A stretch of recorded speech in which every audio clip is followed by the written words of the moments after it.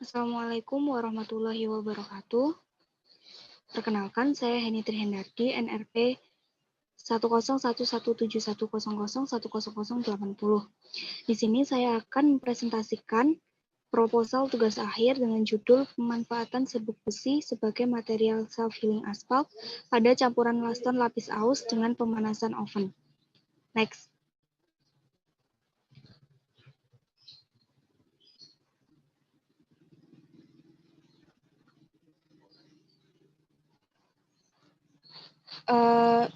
Next. Di sini skema pembahasannya ada 4, yaitu bab 1 pendahuluan, bab 2 tinjauan pustaka, bab 3 metodologi penelitian, dan bab 4 jadwal pengerjaan. Next.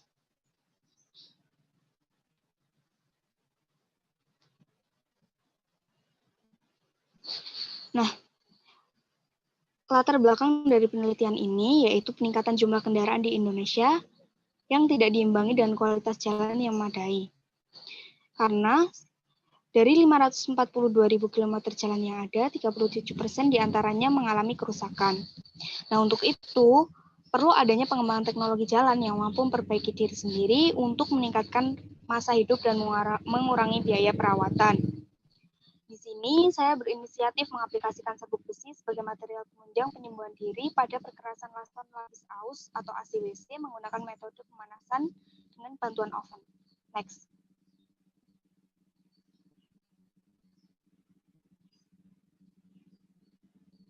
Ada beberapa rumusan masalah yang akan dijawab di sini. Yang pertama yaitu berapa kadar aspal optimum pada campuran laston lapis aus dengan penambahan serbuk besi. Kedua, bagaimana proporsi campuran laston lapis aus dengan penambahan serbuk besi. Ketiga, bagaimana pengaruh penambahan serbuk besi dengan kemampuan perbaikan diri pada perkerasan aspal. Dan keempat, berapa waktu yang diperlukan aspal dalam melakukan penyembuhan diri. Untuk batasan masalahnya, yaitu campuran aspal yang digunakan adalah laston lapis aus, kemudian serbuk besi yang digunakan maksimal berukuran 1 mili, kemudian metode pencampuran dengan metode kering, lalu metode pemanasan dengan bantuan oven, dan tidak membahas kandungan unsur kimia yang terkandung dalam bahan penelitian dan reaksi kimia yang terjadi pada campuran aspal akibat penambahan serbuk besi. Nah, di sini manfaatnya yaitu sebagai pembelajaran dan menambah wawasan tentang penggunaan serbuk besi bekas dalam bidang konstruksi jalan, kemudian menambah nilai pakai serbuk besi yang dihasilkan bengkel bubut, dan juga membantu memberikan alternatif solusi dalam meningkatkan usia pakai perkerasan. Next.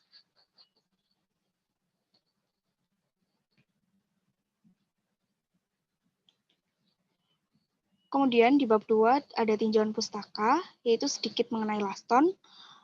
Lapis aspal beton atau laston didefinisikan sebagai lapisan perkerasan jalan yang dibuat dengan campuran aspal dan agregat bergradasi menerus.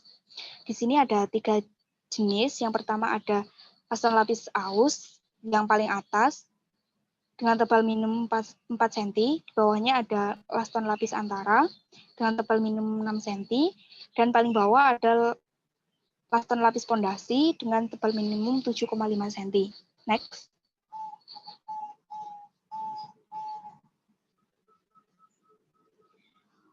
Untuk ketentuan sifat-sifat campuran laston biasa dan modifikasi sudah diatur oleh Bina Marga di peraturan tahun 2010.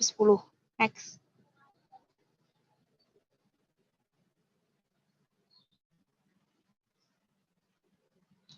Kemudian material penyusun laston sendiri ada agregat kasar, kemudian ada agregat halus yang digabung dengan gradasi menerus. Next.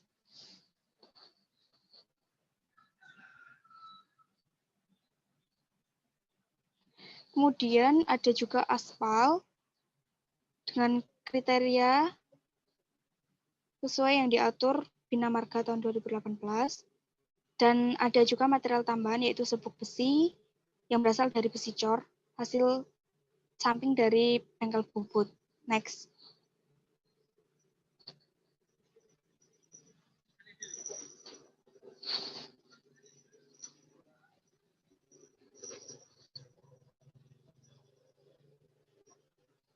Next. Nah, ini untuk penelitian terdahulu yang pertama ada dari Haris Ajam, yang dia itu meneliti pengaruh penggunaan velg ban bekas dan juga fiber pasaran, dan di sana ditemukan bahwa penggunaan limbah besi dari velg ban mampu meningkatkan kemampuan penyembuhan diri pada aspal. Kemudian dari Jeffroy, di sini membandingkan penambahan material baja, besi, dan magnetit. Nah, dari sini ditemukan bahwa partikel berukuran kurang dari 1 mili dapat mencegah overheating dan kekuatan perkerasan dapat dikembalikan hingga 80%.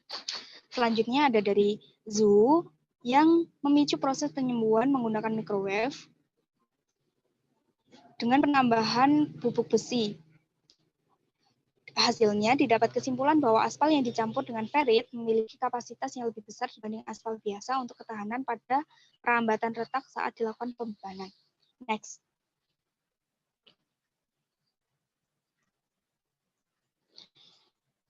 Selanjutnya, perencanaan kadar aspal ini harus mengikuti ketentuan spesifikasi untuk menjamin rongga udara, stabilitas, kelenturan, dan keawetan campuran beraspal dapat terpenuhi. Nah, rumusnya yang digunakan adalah sebagai berikut. Next.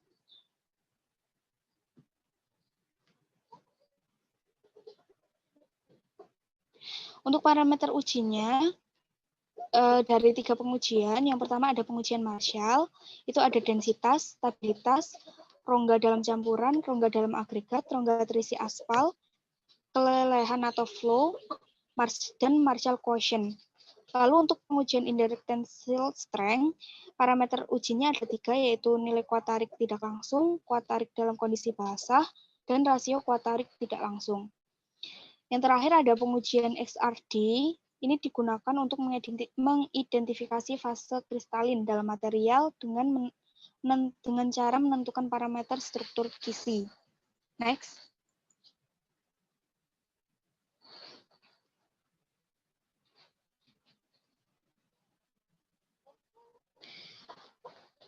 Metode penelitian.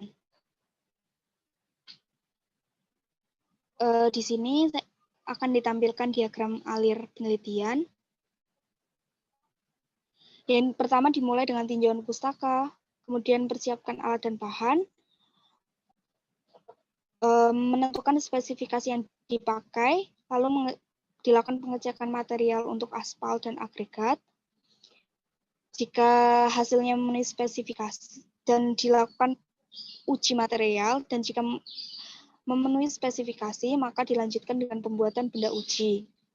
Kemudian dilakukan pengujian Marshall untuk mengetahui kadar aspal optimum, lalu job mix formula dengan penambahan material limbah besi, kemudian pembuatan benda uji aspal dengan penambahan limbah besi variasi 0, 4, 6, 8, dan 10%. Lalu dilakukan pengujian Marshall, ITS, dan XRD. Kemudian dilakukan juga pemeriksaan kemampuan healing selama 5 kali proses dengan variasi waktu 5, 10, 15, dan 20 detik. Lalu dilakukan analisa dan pembahasan. Next.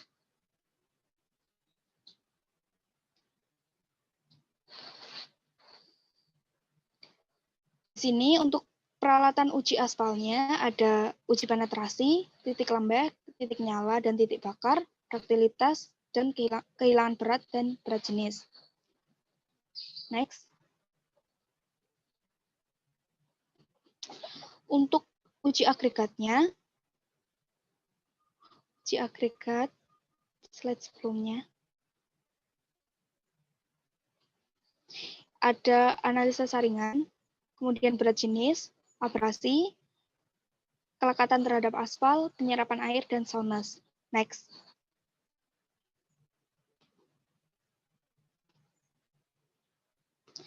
Bahan atau material yang digunakan yaitu ada aspal, agregat kasar, agregat halus, serbuk besi, dan minyak tanah untuk membersihkan alat-alat yang terkena aspal setelah pengujian. Next.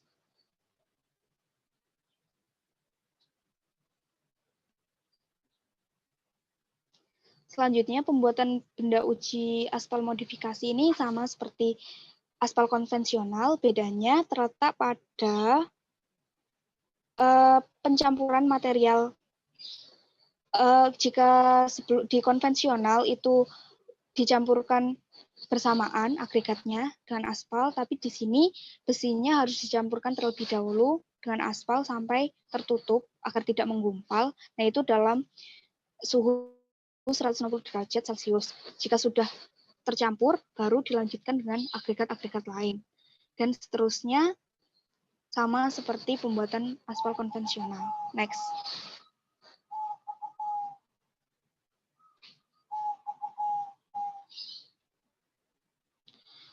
Kemudian jika sudah selesai membuat benda ujinya, dilakukan pengujian Marshall dengan langkah uji sebagai berikut.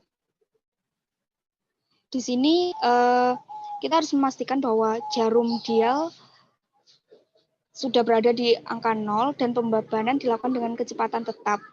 Nah, pembacaannya dilakukan saat mencapai maksimum atau putaran jarum arloji bergerak berlawanan arah.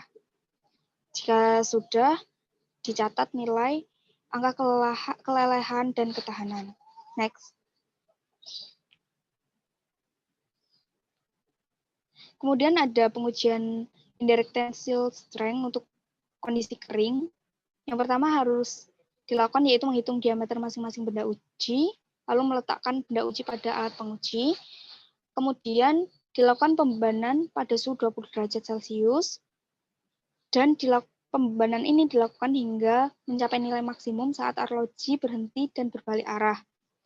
Kemudian dilakukan pencatatan, jika sudah selesai, benda uji dikeluarkan dan menghitung nilai kuat tarik tidak langsung terkoreksi. Next.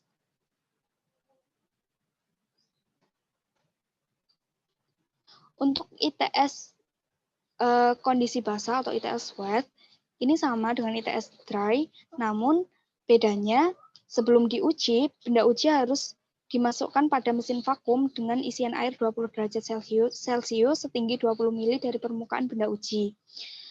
Kemudian lakukan vakum pada tekanan 6,7 kPa selama 10 menit, lalu didiamkan selama 30 menit. Kemudian masukkan benda uji pada bak air bersuhu 40 derajat Celcius selama 68-72 jam.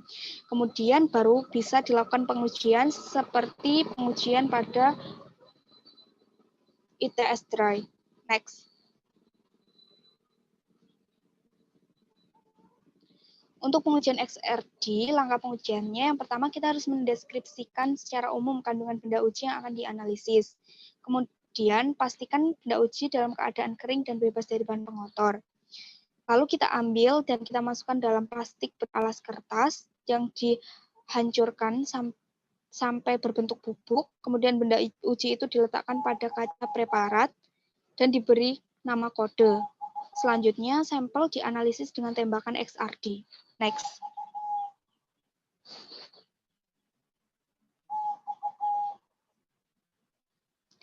Hasil pengujian akan diuraikan dalam bentuk grafik hubungan antara kadar aspal dan parameter Marshall, parameter uji indirect tensile strength, dan parameter uji XRD.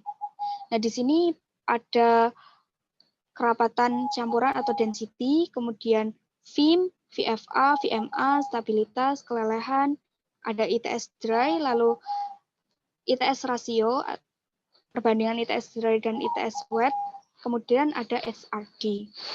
Next.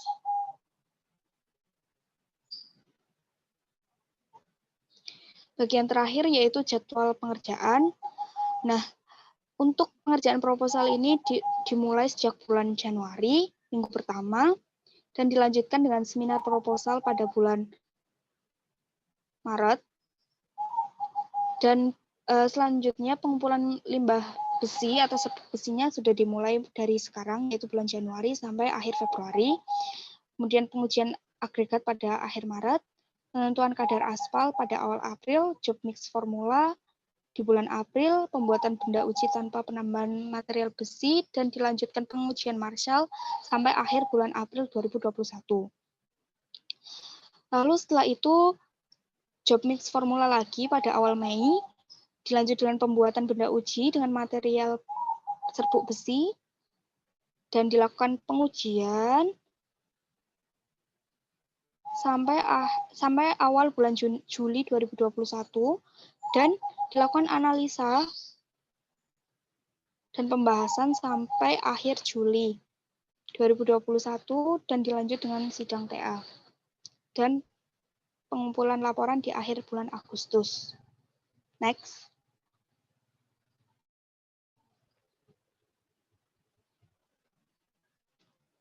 Di sini ada beberapa penelitian yang dipakai, ada dari Ajam Haris, Bina Marga, Geoffroy, kemudian ada artikel terkait keselamatan jalan, kemudian dari Eric Sklangen dan Zhu. Next.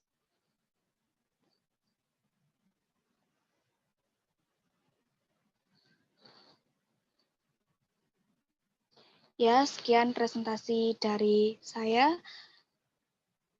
Kurang lebihnya mohon maaf. Wassalamualaikum warahmatullahi wabarakatuh.